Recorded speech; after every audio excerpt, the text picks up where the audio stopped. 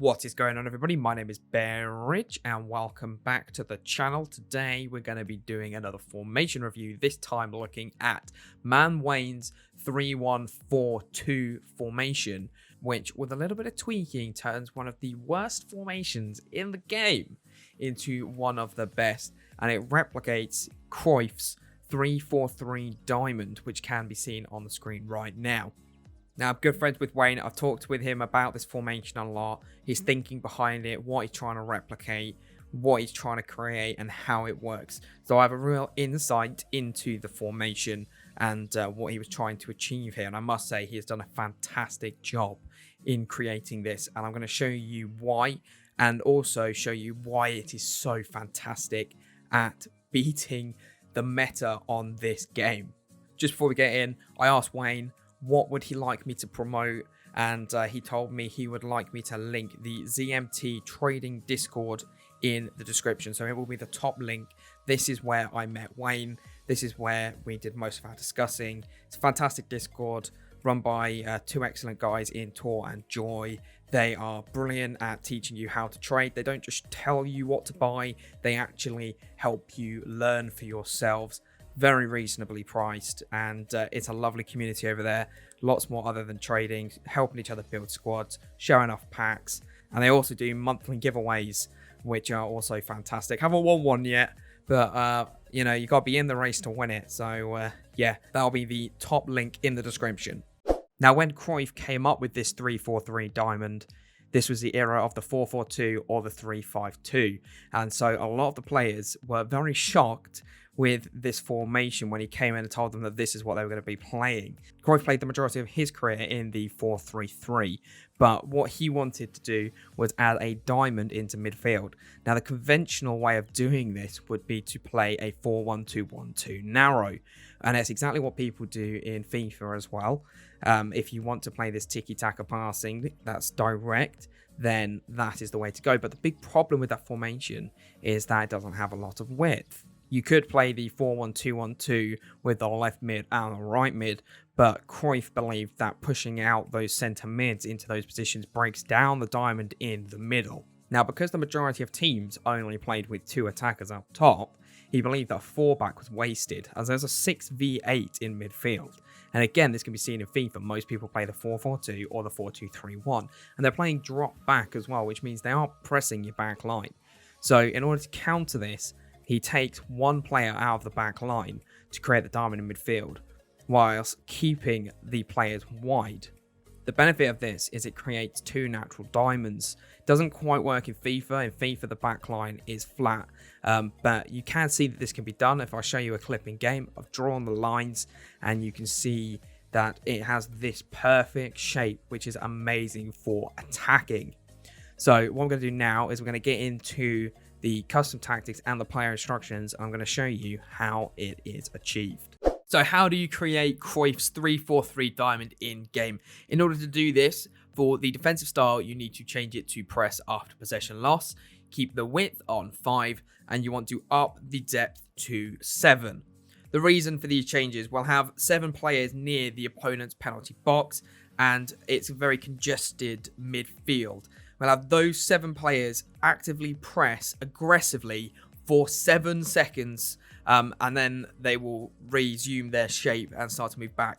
This gives you a nice opportunity to win the ball back quickly. About 6% of the time, you'll win it back. You'll outnumber your opponent by 2 or 3 players, and you'll have an easy shot on goal opportunity. For the offensive, what we want to do is change the style to possession. We want to make the width 7, and we want to lower the players in the box to 4. The reason for this, we made the width as high as we have, is because we need to stretch the pitch. The formation is a bit bugged by EA, especially in Ultimate Team, and this is the only way to go about it. More width also gives us gives our right centre back and our left centre back as our right back and left back, which we need to create space. So it pushes them out a little bit more. The low number of players in the box is because we don't want the left centre mid and the right centre mid running into the box when our wingers have the ball, in case we lose it, because the counter-attack will be extremely deadly. We need to give ourselves some cover. So whenever we are in attack with the left centre mid and the right centre mid, we will trigger them manually, and we won't do We won't let the game make the runs for us. Corners and free kicks, lower them to 2. Personally, that's what I like, and that's also what Wayne has suggested in order to create a nice balance from these, because we want to be, again, defensively sound, especially for counter-attacks, so that's what we've gone for. Now, moving on to the instructions. This formation looks very weird on paper, which is why a lot of people doubt it and don't like it so much. But this is how we're going to make it an amazing formation to use. So the goalkeeper, we are going to put them on comes for crosses, and we're going to put them on sweeper keeper. Exactly what we did in the 3-5-2. Makes them a little bit more aggressive, especially when balls are coming in from corners, that sort of thing. They'll catch the ball. And sweeper keeper means that if we do get countered, which is likely in this formation, they will come out and add a little bit of extra cover if they beat the defense. So that's what we've done for them. For the centre backs, you want to leave everything as is. Do not change them. Leave it exactly how it is. Ideally, you want the left-sided player to be a natural left-footed player, and you want the player on the right to be naturally right-footed. If you can, obviously with this, you're probably going to start it in a 4-back. Try and put your full-backs into these positions, and if they have a little bit of pace, that is really nice. I mean, the sort of players that you want to use in these positions include players such as Ashley Cole, Mendy. On the right, you might want to use someone like Zanetti, Zambrotta, Wan-Bissaka, Walker, those sort of players. Laporte, rules breaker would be very nice there indeed. You could get away with centre-backs such as Gomez if you wanted, and then someone like Van Dijk in the middle. Ronald Koeman played there in real life. He's an icon swap, so if you want to have a little bit of realism in this, you could take him and you could play him as your central centre-back. For the central centre-back, what we want to do is we want to put them on stay back whilst attacking and cover centre. For this position, you need to get someone with excellent passing and positioning with decent defence and pace as well. In real life, this was Guardiola's position. And again, if you want realism, then he's the sort of person you could go for. Koeman could also play in this position. Lahm, Tonali could probably get away with this position if you're on a cheaper budget. I used Andre Rulesbreaker here. He was fantastic. Obviously, the only thing his card lacks is shooting, and this person is not going to be shooting. This is the person that will be hunting down your opponent when they are breaking. So, very important position in this squad. Next up are our wingers. What we want to do is we want to put them on stay forward.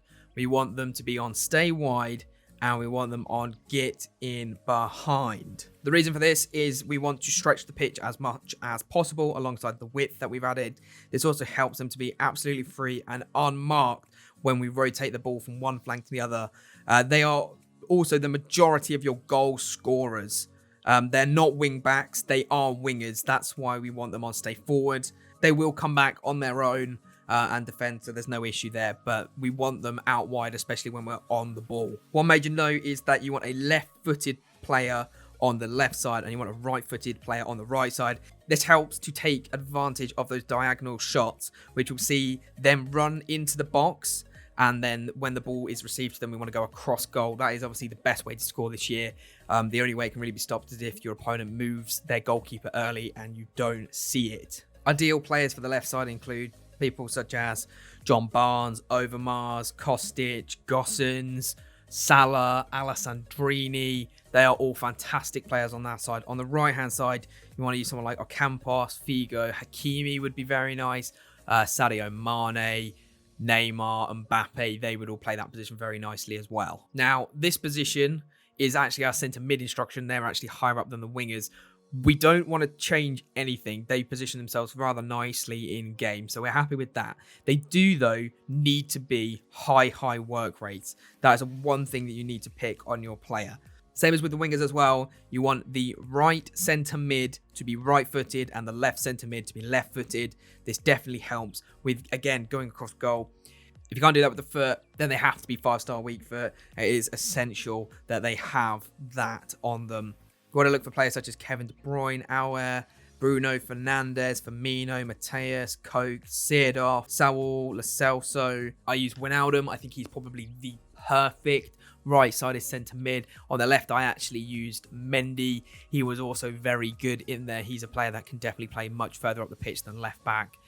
So yeah, they're the sort of players you want to be looking for. Then on one of your strikers, in this case, I've picked the left striker. What you want to do is you want to put them on false 9. He is the heartbeat of the team, the main creator of the 1-2s with the striker and the wingers.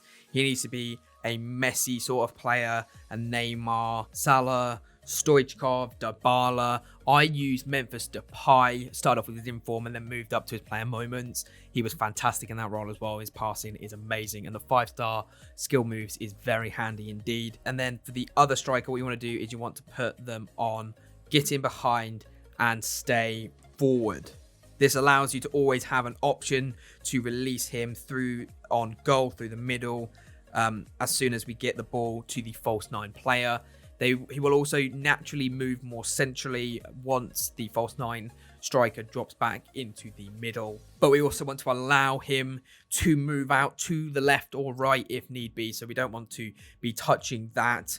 This player has to have really good positioning, good passing, good shooting, and decent strength. You could use Mane, Lewandowski, Lautaro Martinez, Suarez, Mbappe, Neymar, those sort of players. I used Road to the Final Promise. Again, he was absolutely fantastic for me. Would 100% recommend him. And yeah, that's how you set it up in game. The only other thing to mention is that it is essential that you go into the D-pad and that you turn on hug the sidelines. If you forget to do this, your wingers become cams, you'll have no width whatsoever, and they stay in no man's land, and it's really frustrating. So this needs to be done without fail in order to make this system work. I'm just going to run some gameplay in the background now so that you can see how I'm attacking with it, how I'm defending with it, that sort of thing. You get an idea of how to use it. We're going to discuss that. Basically, the principles of this are: you want to attack the space and try and drag your opposition out of position. You want to control the game using the midfield. You want to penetrate their defense through possession. And you want to look for a cross-goal shooting opportunities. This is the best way to counter the meta, to counter the 4-2-3-1 and the 4-4-2. You overload your opponent. There's nothing that they can do in order to stop it. There are too many runs. You have your back three giving you that defensive solidity with the one CDM sat just in front of them. He is the player that when you're defending, you want to hunt everyone down with. And that is probably the best way to defend. Switch the CDM, mark the passing lanes, cut out that space, and try and stop them from attacking and wait for your players to return. You have the diamond in midfield, so that there's plenty of passing opportunities, but the left mid and right mid, as they become wingers, means that you have so much width. And when you're in the attack, you effectively end up with 4 people on your opponent's box, and then you have 2 center mids sat right behind offering support, and it becomes a 6v6, especially if they are using a 4-2-3-1. FIFA's coding literally stops them bringing back any more players into the midfield, and so the only way they can do that is to manually bring their cam back in there. But again, this works into your favor. It limits their counter-attacking opportunities, and you're still got so many players that they just cannot mark the run. You effectively have 1 player for each of their defender, and that's why it's so deadly. The formation is extremely attacking, and it will take some getting used to, but it's definitely worth it. I know that some of you might be worried that it is too attacking, and obviously there's no defensive variation of this, but the thing is, this formation is so good at creating you this space and these opportunities that you will always have a chance to score another goal. Doesn't matter if you're 3-0 down, you will have chances, and they're not half chances either. These are good, solid opportunities. There was one game within Weekend League where I was losing 3-0, 4-0, and I came back and I managed to win in normal time as well, just because there were so many opportunities. And I found that my shooting accuracy actually increased from what I normally have. Most games it was actually 100%, and I was getting all of my shots on target. Not necessarily scoring all of them, because obviously you can't account for auto blocks and goalkeepers just turning up and being insane, but it definitely meant that I created a lot more attacking options. If you want to discuss this formation any further, feel free to put a comment down below and I'll be more than happy to help you out. If you want to discuss this with the creator Wayne, it's the top link in the description.